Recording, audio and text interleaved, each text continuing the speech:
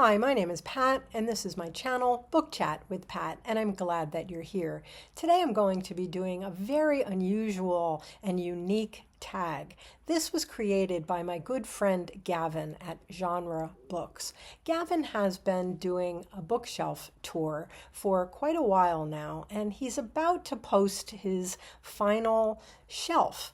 And he was feeling a little bit wistful about this series coming to an end, and so he created a new video. It's sort of a tag where he created his fantasy bookshelf.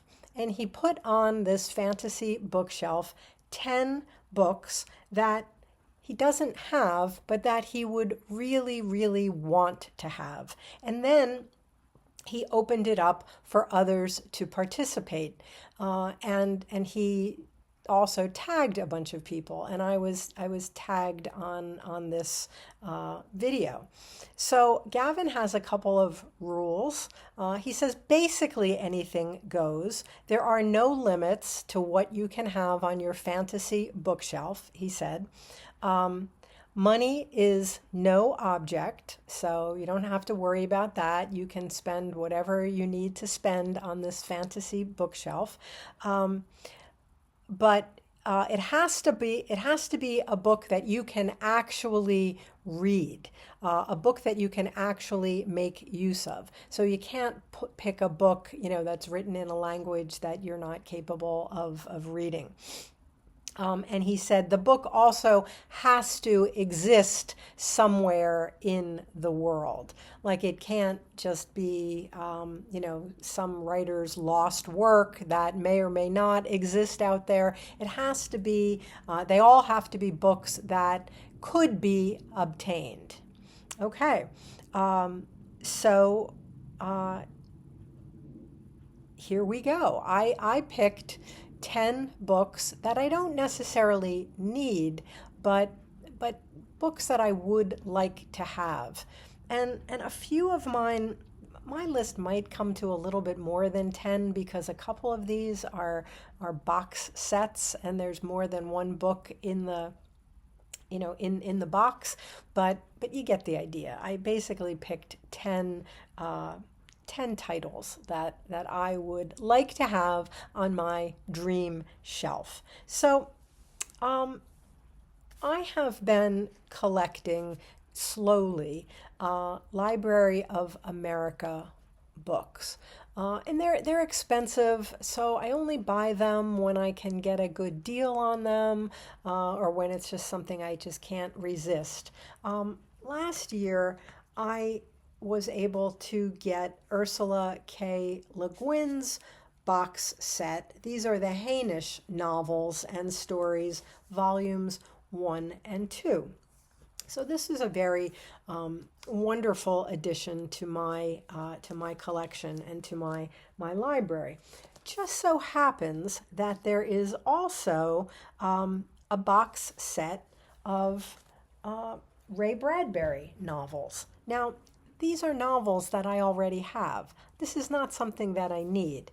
I mean, I have a lot of Ray Bradbury novels. I've been reading Ray Bradbury for a couple of years now as part of my quest to become well versed in classic science fiction, and I have, many of his novels, and I also have a great big volume of his short stories, which I don't think I brought down here, but these are just the individual standalone books of Ray Bradbury's that I have. So clearly I don't need the box set, but this is my fantasy bookshelf, right? This is my dream. And if I can dream, that is a box set that I would like to have.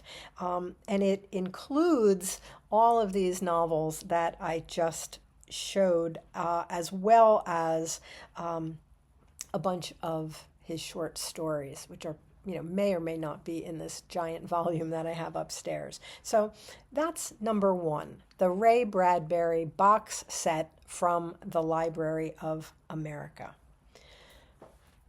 The second book that I would like to have on my dream shelf is this Wesleyan anthology of science fiction.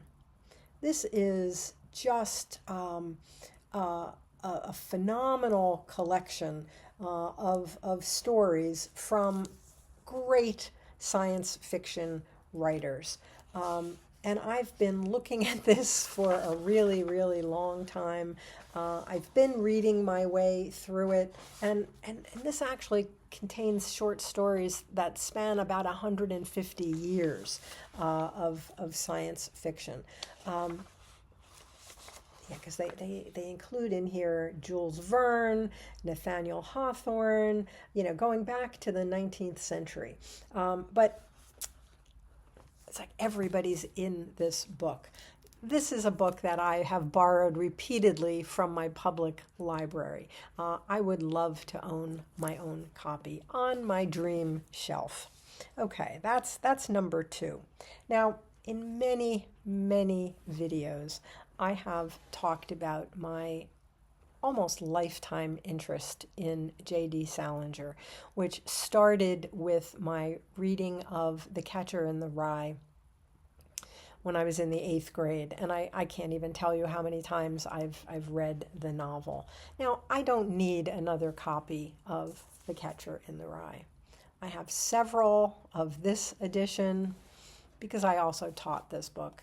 I have this pretty old edition, which I found at a library book sale when I was still in high school. So I've had this for a really long time, but it's a really old edition, but it's nowhere near a first edition.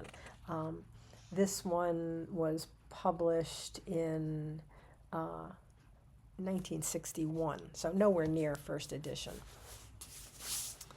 So I don't need another copy of The Catcher in the Rye. And I don't even collect first editions, except I do have a couple of first editions because they were my mother's, and I have a few of her first editions. But if I could have a first edition of any book that I could choose, I would like a first edition of The Catcher in the Rye. I've looked at them from booksellers. I've looked at them online.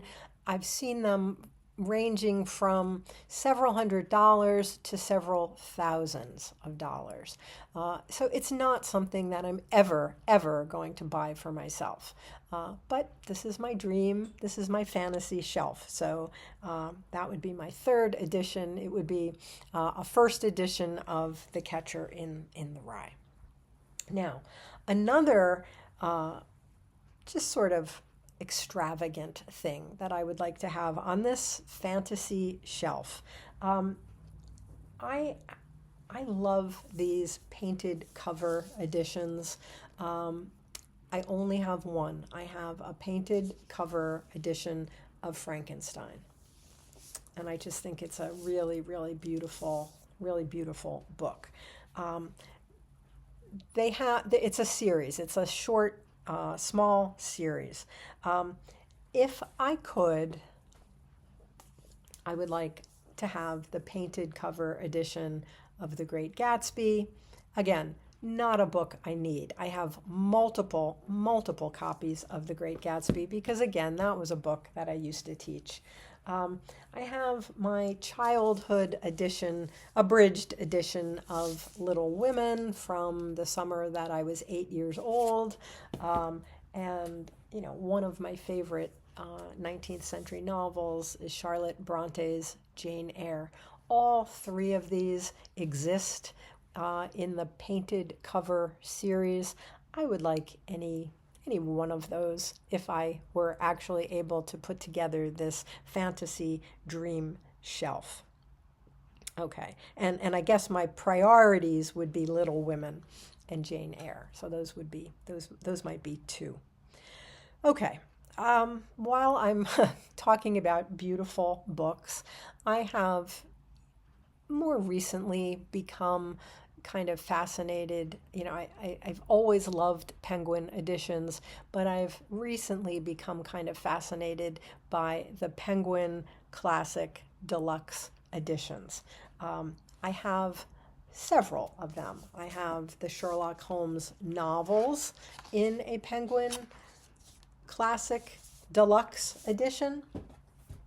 I have Bram Stoker's Dracula, also in the deluxe edition. I have Melville's Moby Dick in the deluxe edition. And as you've seen hundreds of times, I have Victor Hugo's Les Miserables in the deluxe edition. There are two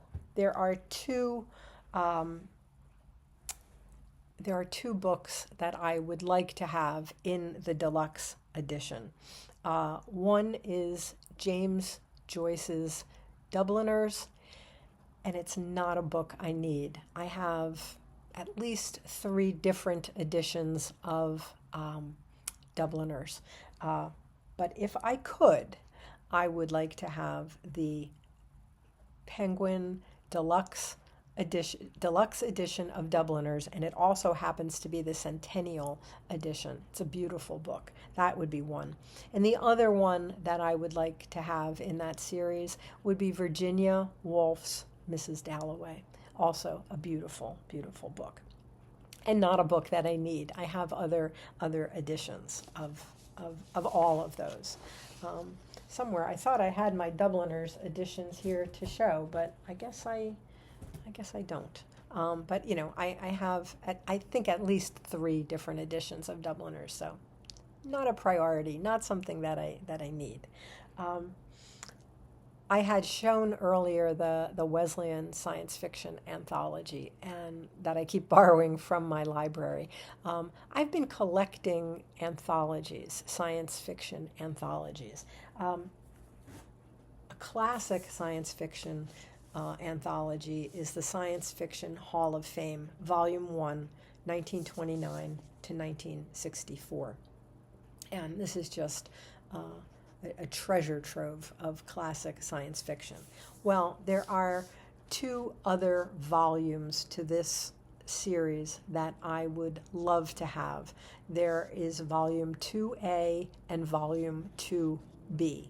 So that I believe there are many volumes after that, or there may be volumes after that, but those are the ones I've had my eye on for a long time. And then finally, the last book that I would like to have on my dream shelf would be Ursula K. Le Guin. The Books of Earthsea, the complete illustrated edition. This is an absolutely gorgeous volume.